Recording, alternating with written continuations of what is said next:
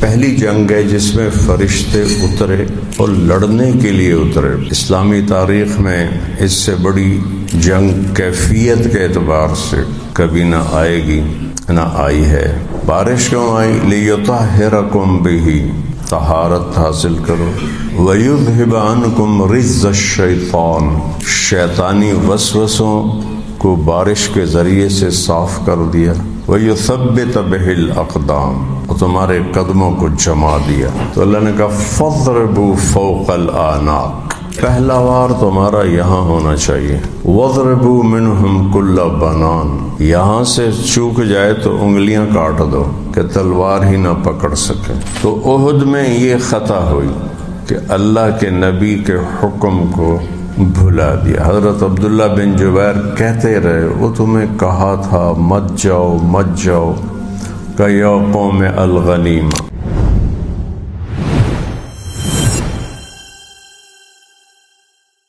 یہ جو تین جنگیں ہوئی ہیں، بدر، پھر احد اور پھر حنین، بیچ میں اور بھی ہیں،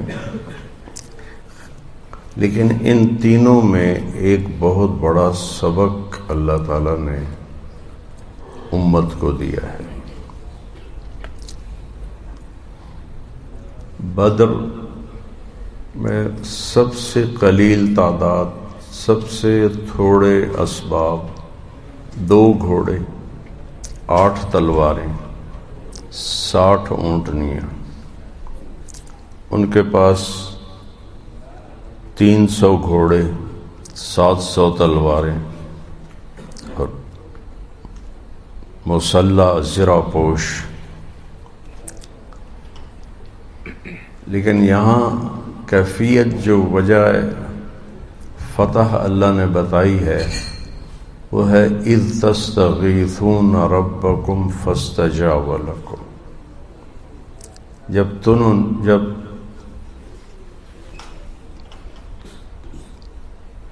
تم نے مجھے پکارا،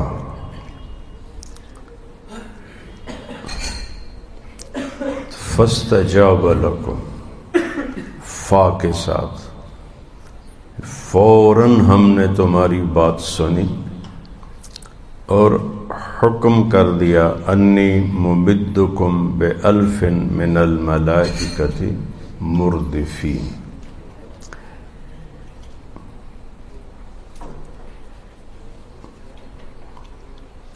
یہ پہلی جنگ ہے جس میں فرشتے اترے اور لڑنے کے لیے اترے۔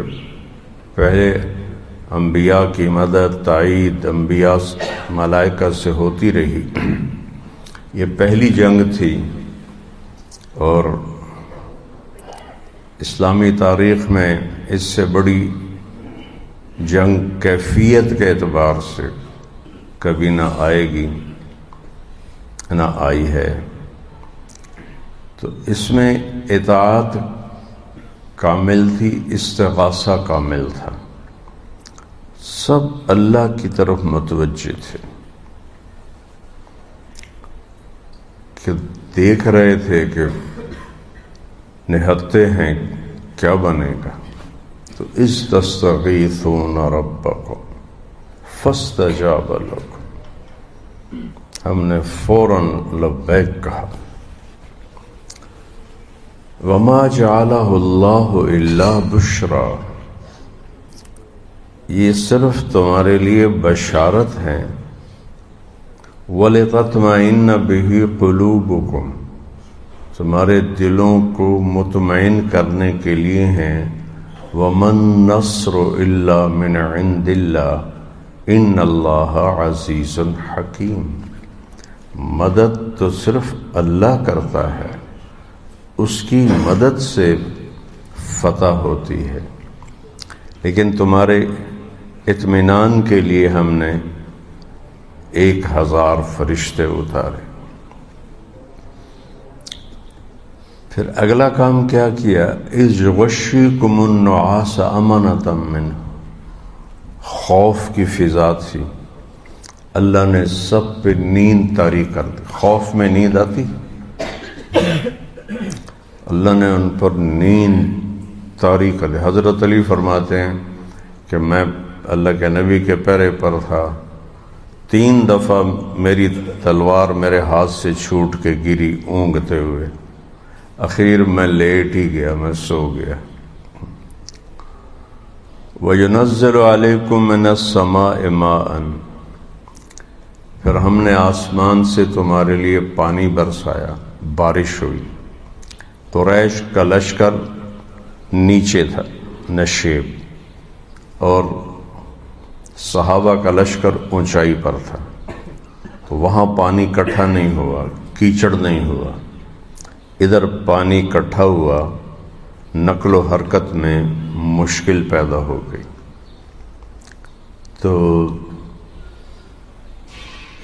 بارش برسائی، اِذْ يُغْشِيكُمُ النُّعَاسَ أَمَنَةً، اس سے پہلے ڈھانپ دیا، غشہ ڈھانپ دیا، بالکل ایسے جیسے گھروں میں سو رہے۔ بارش کیوں آئی؟ لِيُطَهِّرَكُمْ بِهِ،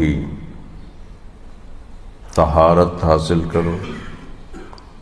وَيُذْهِبَ عَنْكُمْ رِجْزَ الشَّيْطَانِ، شیطانی وسوسوں کو بارش کے ذریعے سے صاف کر دیا، سبحان اللہ۔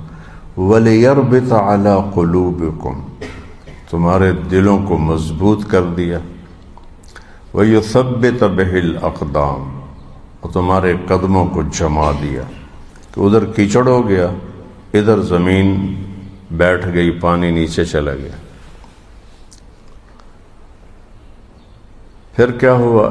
اِذْ يُوحِي رَبُّكَ إِلَى الْمَلَائِكَةِ أَنِّي مَعَكُمْ فَثَبِّتُوا الَّذِينَ آمَنُوا، ہم نے پھر فرشتوں کو حکم دیا کہ جا کر کہو کہ میں تمہارے ساتھ ہوں، اور ایمان والوں کے دل جماؤ۔ سَأُلْقِي فِي قُلُوبِهِمُ الرُّعْبَ، اللہ اپنی مدد کی ساری شکلیں بتا رہا، میں ان کے دلوں میں رعب ڈال دوں گا۔ رعب خود ایک بہت بڑا ہتھیار ہے۔ نُصِرْتُ بِالرُّعْبِ مَسِیرَةَ الشَّہْرِ، میرا رعب 1 مہینے کے مسافت تک جاتا ہے۔ تو اس کے بعد فرشتوں کے لیے پہلا موقع ہے لڑنے کا، جانتے نہیں ہیں، تمرین کوئی نہیں، تدریب کوئی نہیں، تجربہ کوئی نہیں، پہلے سے لڑائی کوئی لڑی نہیں ہے، تو فرشتوں کو کوئی سکھانے اور ان کو تمرین مشق کرانے کی تو ضرورت تھی نہیں۔ تو اللہ نے کہا فَاضْرِبُوا فَوْقَ الْأَعْنَاقِ، پہلا وار تمہارا یہاں ہونا چاہیے، گردن کٹ جائے۔ وَاضْرِبُوا مِنْهُمْ كُلَّ بَنَانٍ، یہاں سے چوک جائے تو انگلیاں کاٹ دو کہ تلوار ہی نہ پکڑ سکے۔ یہ اللہ نے بدر میں پورا واقعہ نہیں سنانا چاہتا، صرف جو اس میں ایک پیغام ہے کہ اللہ کی طرف متوجہ تھے اور اللہ کے نبی کی پوری اطاعت میں تھے، اور غیبی مدد پانی کے ذریعے خوف اتار دیا، بوجھ اتار دیے، نیند کے ذریعے تھکن اتار دی، اور آخر میں اللہ تعالیٰ نے فتح عطا فرمائی۔ 70 ان کے قتل ہو گئے، 70 ان کے قید ہو گئے، اور حضرت عباس کو ایک انصاری صحابی چھوٹے سے قد کے ان کی مشکیں کس کر ان کو لے کے آ رہے تھے۔ حضرت عباس گھوڑے پر بیٹھتے تھے تو پاؤں زمین پہ لگتے تھے، اتنے لمبے قد کے تھے۔ تو وہ شرمندگی سے کہنے لگے بھتیجے مجھے اس نے نہیں پکڑا، کوئی اور تھا زمین آسمان کے درمیان جس نے میرے ہاتھ پکڑ کے باندھ کے رسی اس کو دے دی۔ وہ کہنے لگے نہیں یا رسول اللہ میں ہی نفع میں ہی نفع. اس نے تو فرشتہ دیکھا نہیں, اللہ نے حضرت عباس کو دکھا دیا کہ اس کو آپ نے فرمایا فقد ایدک اللہ بملک کریم. تو اس سے ایک سبق نکلتا ہے کہ جب اللہ اور اس کے رسول کی اطاعت پوری ہو تو اسباب کی کمی کا ازالہ اللہ اپنی قدرت سے فرما دیتا ہے. احد میں کیا ہے کہ اسباب پہلے سے زیادہ ہیں, 313 کی بجائے 700 ہیں, اپنے شہر کے قریب ہیں, سب مسلح ہیں. اور آپ نے یہ سمجھو صحابہ کا لشکر اس طرف منہ کر کے کھڑا ہوا ہے, پیچھے احد پہاڑ ہے, اور قریش کا لشکر مدینے کے کو پشت دے کر ایسے سامنے کھڑا ہوا ہے. ادھر وہ چھوٹی پہاڑی ہے جس پر آپ نے 50 آدمیوں کو مقرر کیا, اور عبداللہ بن جبیر تمیمی رضی اللہ عنہ کو, یہ بدری صحابی ہیں, ان کو امیر مقرر کیا کہ ہمیں فتح ہو شکست ہو تم لوگوں نے یہ جگہ نہیں چھوڑنی ہے. پہلے ہی حلے میں قریش کے قدم اکھڑ گئے اور بھاگ پڑے. تو اللہ کی طرف سے امتحان تھا, لِيُمَحِّصَ اللَّهُ الَّذِينَ آمَنُوا, کہ دیکھنا تھا کہ جب قیصر روم نے ابو سفیان سے پوچھا کبھی تمہاری لڑائی بھی ہوئی ہے, کہنے لگا ہاں. کہا کیا نتیجہ ہے؟ کہا الحرب سجال بیننا ینالون منا وننال منہم. تو پھر اس نے بعد میں جب جوابات دیے تو اس میں کہا کہ تم نے کہا کہ لڑائی میں کبھی ہم نے شکست کھائی کبھی انہوں نے کھائی. یہ بھی نبوت کی علامت ہے کہ نبی کو ہمیشہ فتح نہیں ہوتی تاکہ کھرے اور کھوٹے کو الگ کیا جا سکے. تو وہ لِيُمَحِّصَ اللَّهُ الَّذِينَ آمَنُوا وَيَمْحَقَ الْكَافِرِينَ. تو احد میں یہ خطا ہوئی کہ اللہ کے نبی کے حکم کو بھلا دیا. حضرت عبداللہ بن جبیر کہتے رہے وہ تمہیں کہا تھا مت جاؤ مت جاؤ, کہ یا قوم الغنیمہ, بشرط ہے صحابہ کا سب سے بڑا اعزاز یہ ہے کہ وہ مغفور ہیں, انہیں اللہ نے معاف کر دیا ہے.